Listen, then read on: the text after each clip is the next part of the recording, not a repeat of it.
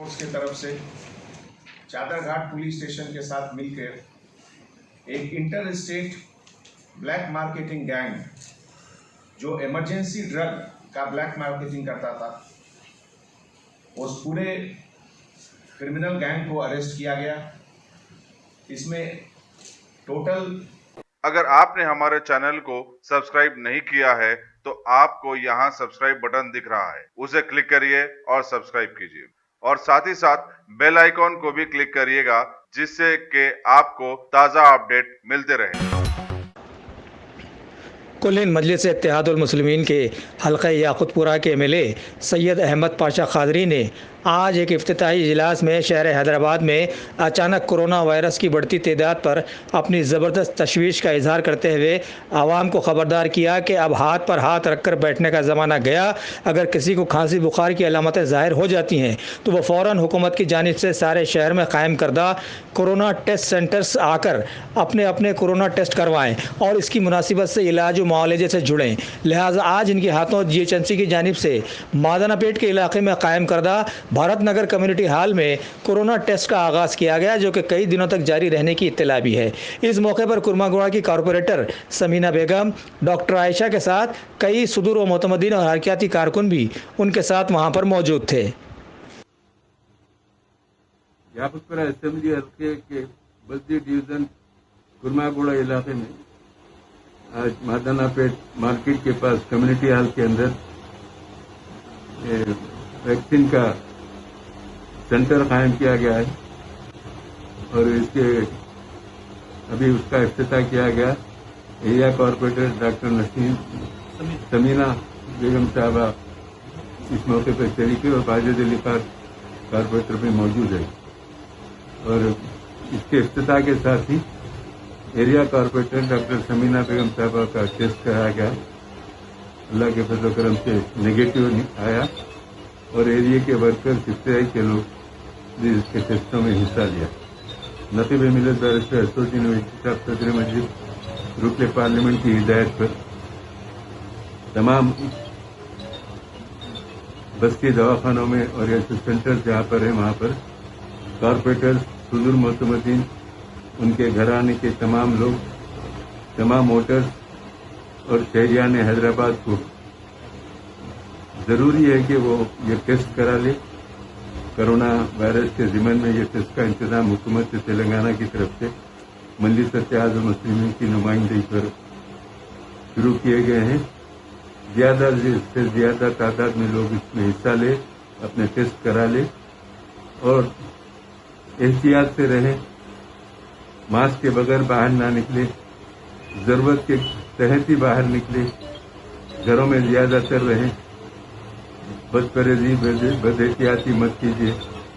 तमाम लोगों की जानों के तहफ़्फ़ुज़ के लिए एक दूसरे के साथ ताउन करते हुए एहतियात करें। एहतियाती इसका इलाज है।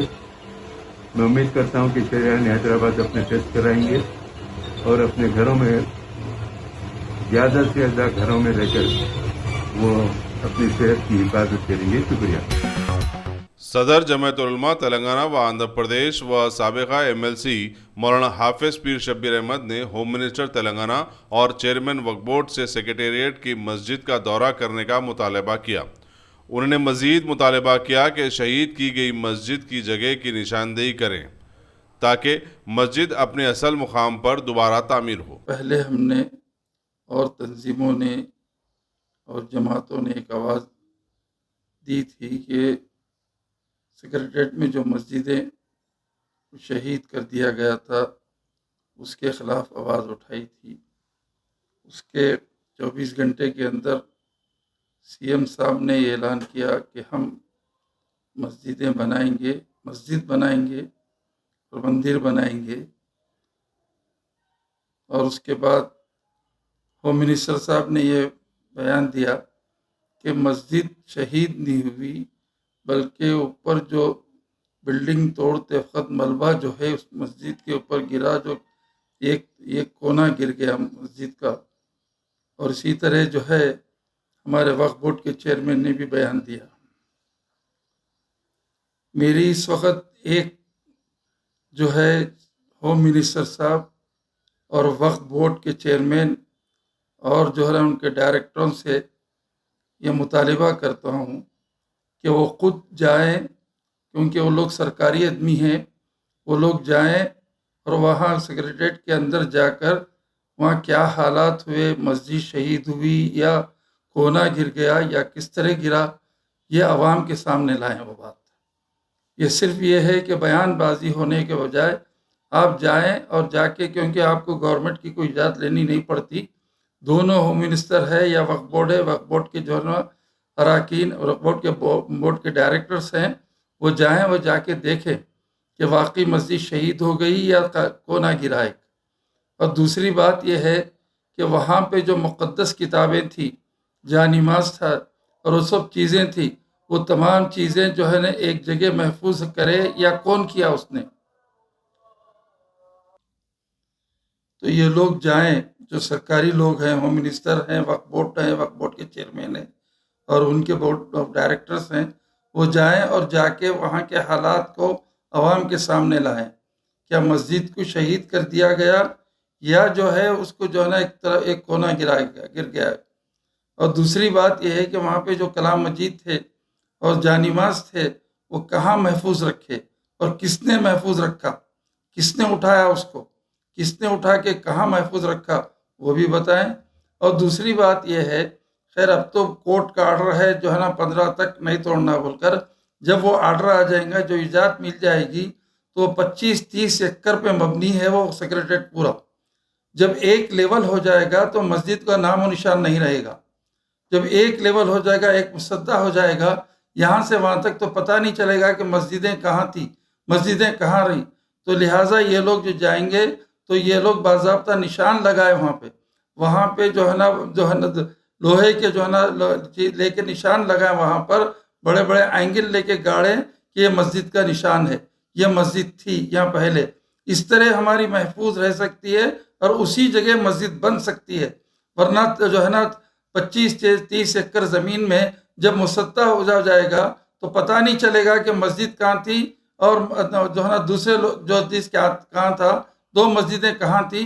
तो ये पहले जाकर वहाँ पे जाके निशान लगाएं कि ये मस्जिद का एरिया था और वो एरिया हमेशा रहेगा वैसी, और लोगों को ला के बताएँ, अवाम को, तेलंगाना के अवाम को और मुसलमानों को बताएं, तंजीमों को बताएं कि ये चीज़ है, यहाँ हमने इसको फिक्स कर दिया है, यहाँ पे कोई चीज़ नहीं बनेगी सिवाय मस्जिद का।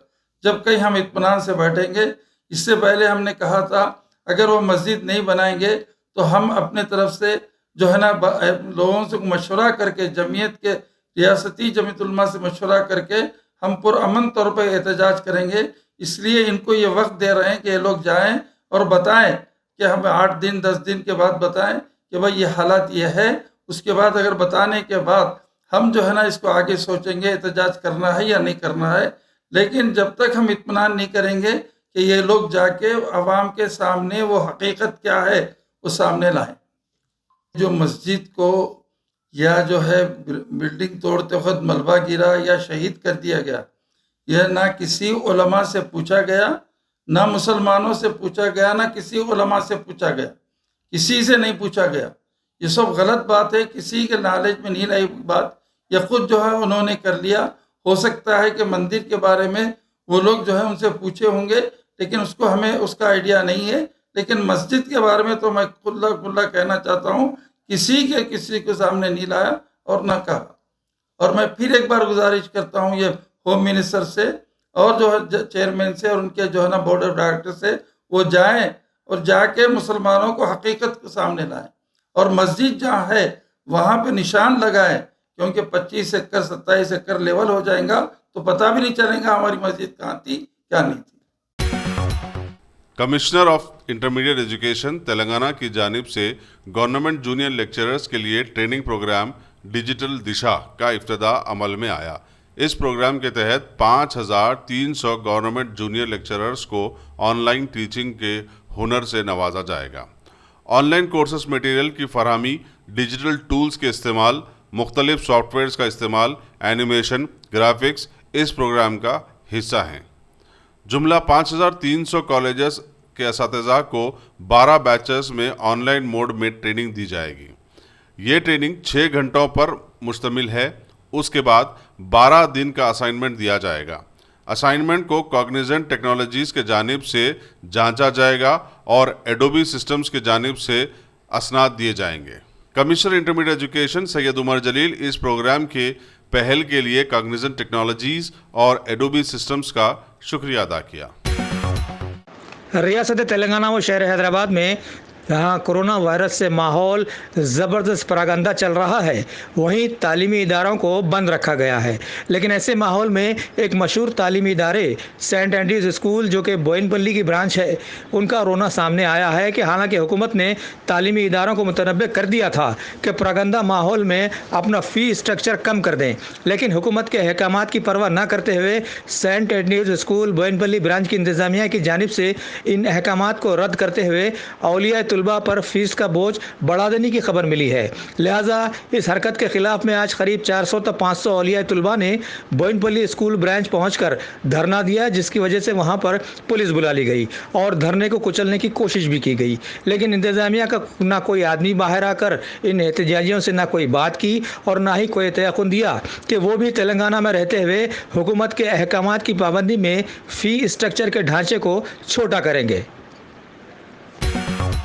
जीएचएमसी हुदूद में हालिया बढ़ते हुए कोरोना केसेस की रोशनी में अब पुराने शहर के बहुत सारे इलाकों को कंटेनमेंट जोन्स में तब्दील कर दिया गया है, जिसमें शामिल हैं मुगलपुरा, सुल्तान शाही, लाल दरवाज़ा, शाली बंडा के साथ साथ इनके बहुत सारे इलाके जात जिन्हें रेड जोन में तब्दील करते हुए मोहर बंद कर दिया गया है।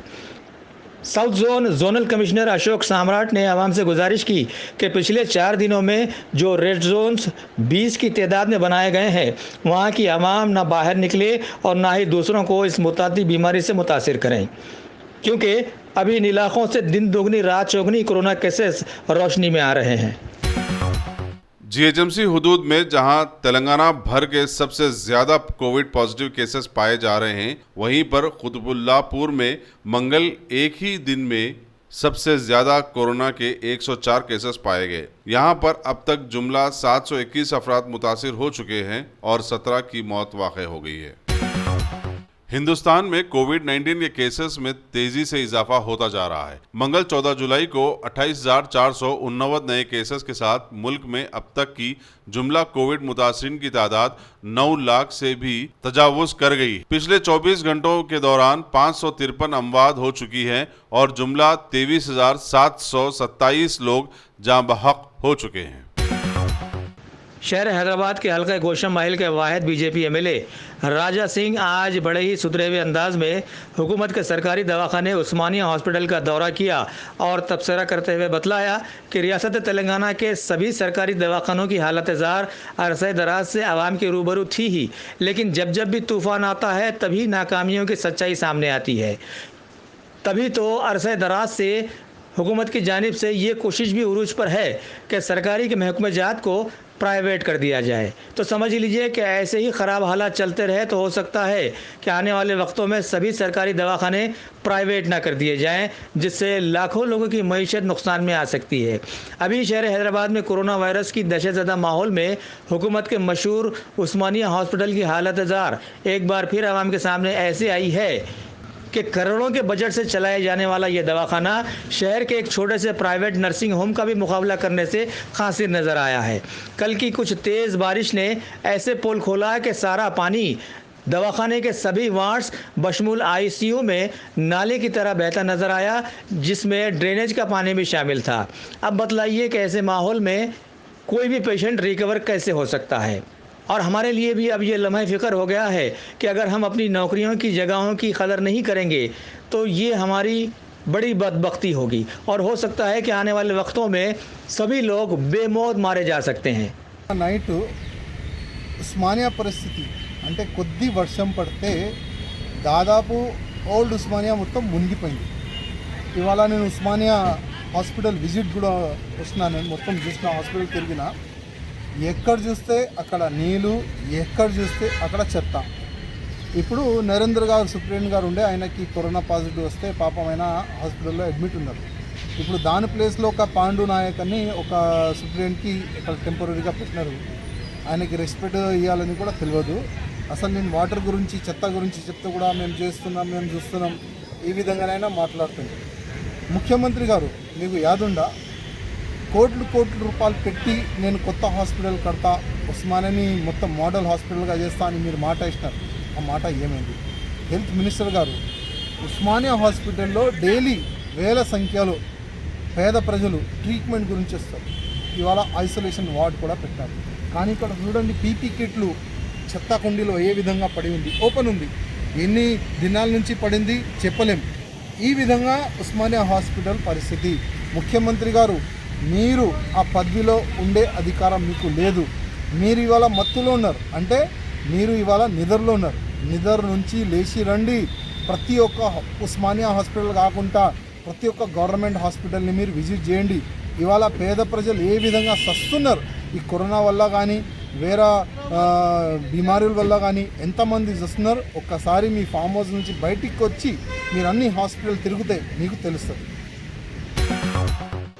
ज़िले रंगारेड्डी के इब्राहिमपट्टन मंडल में वाक़े दंडू महिलाराम विलेज की एक 50 साल खातून विजयाबाई की एक दर्दनाक दास्तान आज ऐसे सामने आई है कि उसकी तबीयत ख़राब होने पर मुकामी डॉक्टर से रुजू किया गया, लेकिन जब तबीयत मज़ीद बिगड़ गई तो उसे हैदराबाद लाकर चारमीनार यूनानी हॉस्पिटल के कोरोना टेस्ट सेंटर से रुजू करवाया गया, जहां पर वो पॉजिटिव साबित हुई। इसके बाद तो उसे दवाखाने लेकर फिरा गया, लेकिन कहीं पर भी दाखिला नहीं दिए जाने की इत्तला सामने आई और आखिरकार उस्मानिया हॉस्पिटल में इसकी भर्ती बड़ी मुश्किलों से हो पाई और उसी दिन शाम में उसकी मौत भी वाक़ई हो गई। अब उसकी आखिरी रसूमात का झगड़ा शुरू हुआ। घर वाले उसे कोरोना नेगेटिव साबित करने की कोशिश करते रहे, यहाँ तक कि लाश का दोबारा कोरोना टेस्ट करवाने पर दबाव भी डाला गया, लेकिन सब बेसूद साबित हुआ। ऐसे माहौल में अभी WHO की एक ताज़ा रिपोर्ट भी ऐसे मरीजों की आखिरी रसूमात बिना झिझक उठाने और इत्मीनान के साथ अदा करने की सामने आई है। చెకప్ అని తీసుకెళ్ళాము. చెకప్ చేసిన తర్వాత ఈరోజు నైట్ మంచిగా ఉంది. నైట్ 12:30కు నాకు భయం అవుతుంది ఇట్లా సంగతి అని చెప్పే వరకు ఏం చేసినాము, ఈ నల్గొండ చౌరస్తా అక్కడ ఉంది కదా హాస్పిటల్, ఆడ తీసుకెళ్ళినాము. ఆడ ఎక్స్రే తీసి ఇచ్చిన తర్వాత అలా ఏమన్నారంటే ఆక్సిజన్ లేదు, బెడ్లు కాళ్ళు లేవు, తీసుకుపోనని చెప్పి అన్నారు. అని చెప్పి బంజారాస్ 2-1కు అక్కడ తీసుకెళ్ళినాము. ఆడ పేషెంట్ కూడా దింపనీయలేదు, మాకు బెడ్లలో వెళ్తావు అని చెప్పి పంపించేసారు. అని చెప్పి పంపించిన తర్వాత సికింద్రాబాద్ తీసుకొని వచ్చినాము. ఆడంతే అన్నారు. అన్న తర్వాత డైరెక్ట్ ఉస్మాన్ హాస్పిటల్ తీసుకొచ్చి ఉస్మాన్ హాస్పిటల్ లోపల తీసుకుపోయినాం. మేము తీసుకుపోయినాక డాక్టర్లు చూసి అడ్మిట్ చేసుకుందామని చెప్పని అడ్మిట్ చేసుకున్న తర్వాత నాకు 3:30-4 గంటల నుంచి మా మమ్మీ 8 గంటల దాకా బాగుంది, మాట్లాడి మంచిగా ఉంది. కానీ పైకి షిఫ్ట్ చేసిన తర్వాత పైన కూడా ఆక్సిజన్ కానీ నర్సులే కానీ డాక్టర్లే కానీ కొంచెము నిర్దేశం చేసారు, చాలా నిర్దేశం చేశారు. ఒక పేషెంట్కు ఇట్లా ఈ విధంగా అవుతుందంటే కూడా సిస్టర్ని పిలిస్తే కూడా ఒకరు రాలేదు మా దగ్గరికి. పానం పోయిన తర్వాత వచ్చారు. అయితే వచ్చిన తర్వాత మళ్ళీ ఇప్పుడు మా మమ్మీకి కరోనా గిట్లా ఏమైనా ఉందా, మళ్ళీ బాడీ ఇస్తారా ఇయ్యరా అని చెప్పి అడిగినాం.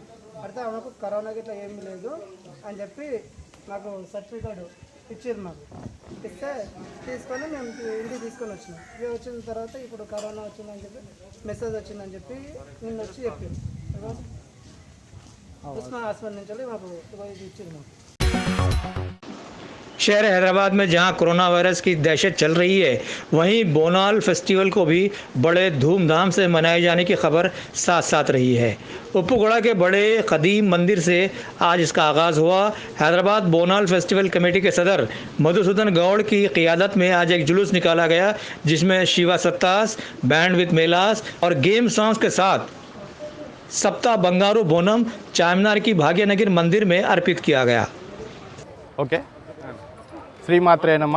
ఈరోజు ఉమ్మడి దేవాలయ ఊరేగింపు కమిటీ తరఫు నుంచి చార్మినార్ భాగ్యలక్ష్మి దేవాలయ అమ్మవారికి బోనాన్ని తీసుకొని రావడం జరిగింది. సప్తమాతృకలకు సప్త బంగారు బోనం అనే కార్యక్రమంలో వచ్చి సంప్రదాయ ప్రకారంగా ఏదైతే కార్యక్రమం ఉందో అది ఈరోజు 6వ బోనాన్ని ఉమ్మడి దేవాలయ ఊరేగింపు కమిటీ నుంచి ఉప్పుడ మాంకాళి మాతేశ్వర మందిరం నుంచి బయలుదేరి ఈరోజు మా కుటుంబ సభ్యులు మరియు 2-3 దేవాలయ ఒక కమిటీ సభ్యుల చేత మాత్రమే ఇక్కడికి విచ్చేసి ఎలాంటి ఎంతో వైభవపేతంగా నిర్వహించిన కార్యక్రమాన్ని పరిమిత సంఖ్యలో ఒక 5గురు మా కుటుంబ సభ్యుల చేత మరియు 2-3 కమిటీ మెంబర్ల చేత ఈ యొక్క కార్యక్రమాన్ని నిర్వహించవలసి వచ్చింది.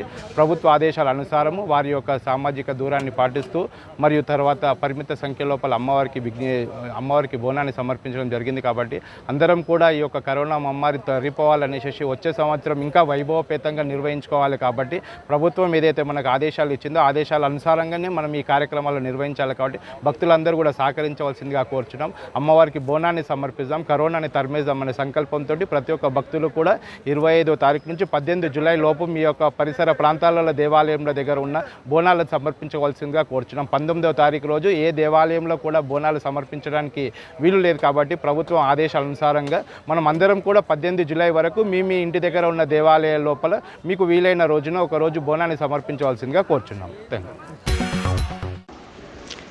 तेलंगाना प्रदेश कांग्रेस कमेटी के एक सेक्रेटरी मोहम्मद एजाज जमा ने आज एक प्रेस मीट में टीआरएस गवर्नमेंट से अपील की है कि पड़ोसी रियासत आंध्र प्रदेश की तरह तेलंगाना हुकूमत भी कोविड-19 के मुतासरा मरीजों का इलाज आरोग्य श्री जुमरे में लाए, क्योंकि खानगी हॉस्पिटल्स अपने मरीजों से लाखों रुपए वसूल करते हुए डॉक्टर्स के पेशे को लानत ज़रा बता दिए हैं और जीते जी मरीजों को हलाक करते हुए ज़मीन पर एक बोझ बन गए हैं, जबकि गरीब आदमी वैसे ही पहले से ही अधमरा हो गया था।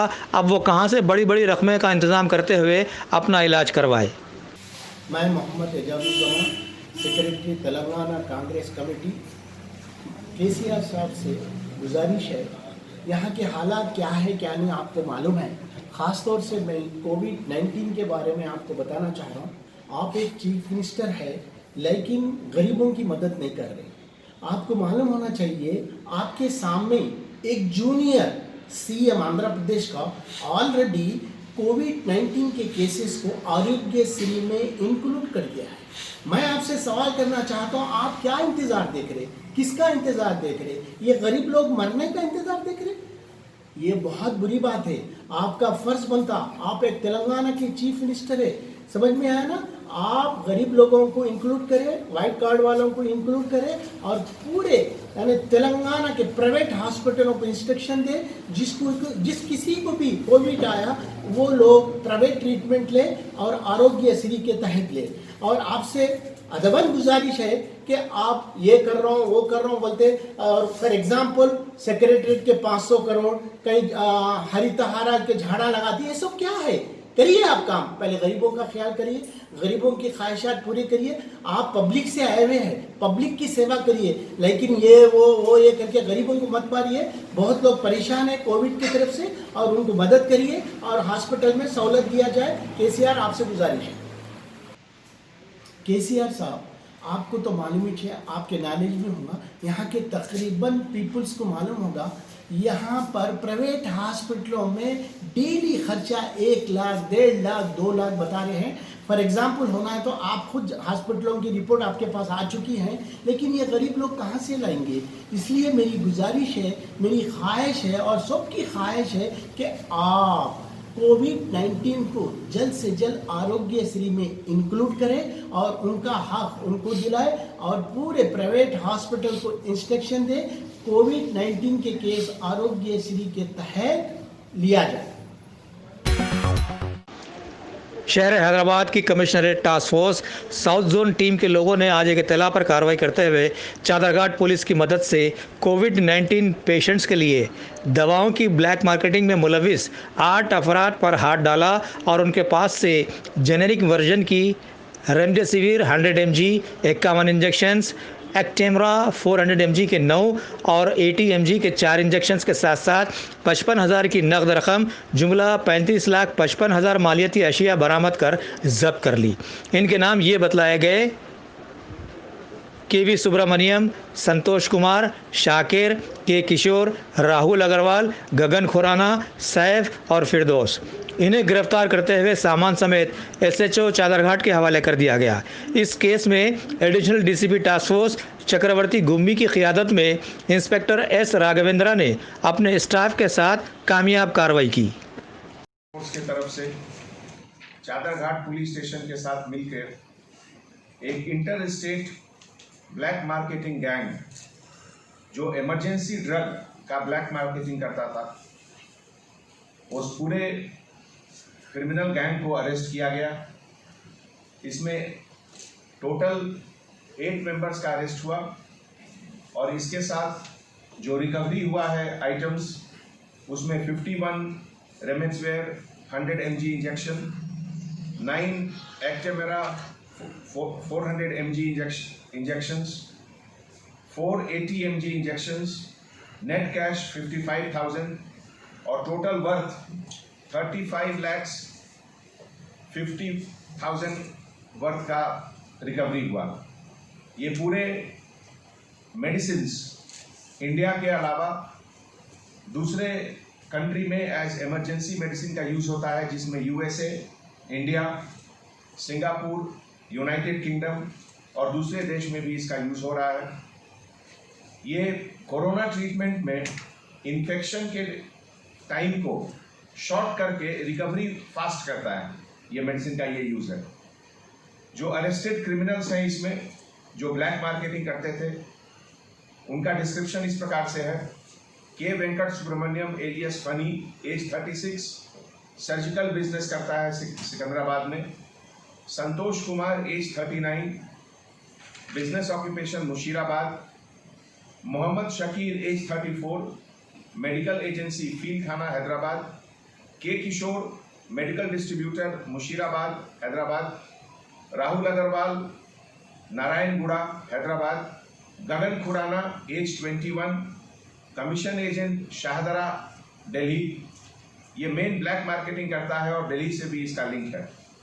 Saif Ali Mohammed, age 22, medical agency Talab Katta Hyderabad.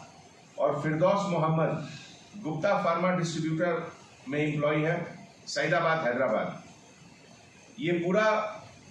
ये जो मेडिसिन है, हेट्रो कंपनी लोकेटेड जो संगारेड्डी में है, वहाँ से बनकर बाहर आता है।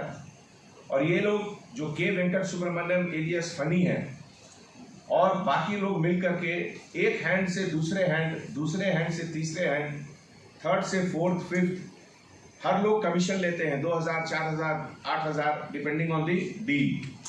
और बाद में ये प्रॉफिट 15,000 से 18,000 रुपये का प्रॉफिट कमाते हैं। और इसका प्राइस मेडिसिन का 30,000 से 40,000 रुपये तक हो जाता है। ये जो पूरे आइटम सीज हुए हैं, इसमें हमारे ड्रग इंस्पेक्टर के हेल्प से कोल्ड चेन मेंटेन करना बहुत ज़रूरी है। और इसीलिए आपके सामने जो यहाँ रखा हुआ है, ये खाली डब्बा है। जो मेन मेडिसिन है वो कोल्ड चेन में रखा हुआ है अभी, और हम लोग इसको इमीडिएटली गवर्नमेंट हॉस्पिटल को भी देंगे। ये पूरे ऑपरेशन में हमारे लोकल पुलिस स्टेशन चादरघाट के हेल्प से additional DCP task force Chakravarthy Gummi और उनके लीडरशिप में inspector task force S Raghavendra, sub inspector of police V Narendra, N Srisailam, Mohammed Taqiuddin और पूरे टास्क फोर्स के स्टाफ मिलकर ये अच्छा काम किए। इसमें हमारे चारमीनार एरिया के ड्रग इंस्पेक्टर गोविंद, जो हमारे बीच यहाँ हैं, उनका भी हेल्प हमारे लिए बहुत यूजफुल रहा। और इस मौके पे पूरे pharma companies, medical representative, shop owners, सभी को मैं अपील करता हूँ कि अपने डिमांड और सप्लाई को ध्यान में रखें। कोई इसमें कहीं मिसिंग लिंक नहीं हो जिससे कि ब्लैक मार्केटिंग का स्कोप कहीं रहे। That's all, thank you. अगर आप टेक्नोलॉजी के दौर में रहते हुए टेक्नोलॉजी से दूर हैं तो सोचिए मत, आइए एक बार खिदमत का मौका दीजिए। हमारे यहाँ branded computers, Dell, HP, Lenovo, laptop accessories उम्दा क्वालिटी निहायती वाजबी दाम पर दस्तयाब है। स्कूल, कॉलेज, कॉर्पोरेट, ऑफिस वगैरह में बल्क क्वांटिटी में सप्लाई की जाती है। इसके साथ साथ हमारे यहाँ माहिर टेक्नीशियंस की निगरानी में रिपेयर की सहूलत भी मौजूद है। अगर आप अपने घर, दुकान, सोसाइटी, स्कूल वगैरह को सेफ और क्राइम फ्री बनाना चाहते हो तो इंस्टॉल कीजिए CCTV कैमरा जो HD क्लियरिटी के साथ दस्तयाब है। गुज़िश्ता 10 साल से मुल्क भर में अपनी इन तमाम खिदमात को जारी रखते हुए आपके एतमाद को बरकरार रखने वाला नाम top selection computers, Vijayanagar colony, beside Riyan hotel, Hyderabad. Director Syed Rashid Ali, phone 9849715954, top